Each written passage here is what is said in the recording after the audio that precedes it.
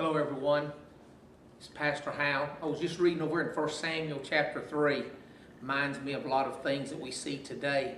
Eli was the priest at that time. He had two sons, Phinehas and Hophni, and they were priests also. The number one thing that Eli was called to do as the priest was to keep the presence of God alive in that area. And it was represented by a fire that was inside the temple.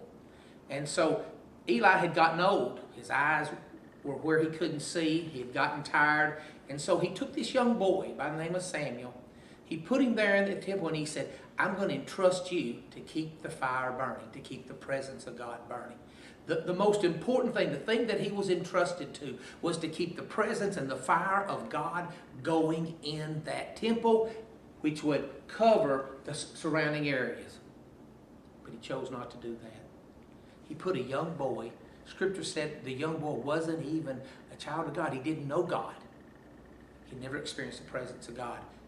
Sometimes we get so busy as ministers with everything else, visiting, fish fries, going to conferences, doing all these other things, and we neglect the very fire and the presence of God. One night, the presence of God shows up. And he calls out to Samuel. He says, Samuel. Watch this. Samuel jumps up and runs to Eli. Because, see, when you don't know anything about the presence of God, you keep running to man for answers. Finally, Eli realized God's speaking to him. And on that fourth time, he said, on the third time, when he said, if he calls again, which will be the fourth, I want you to say, Lord, here I am. Read in the scripture, it says that when God called to him, he said, Lord, here I am.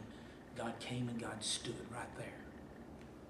Let me tell you today, no matter where you go to church, no matter what anyone tells you, you contend for the fire of God, for the presence of God.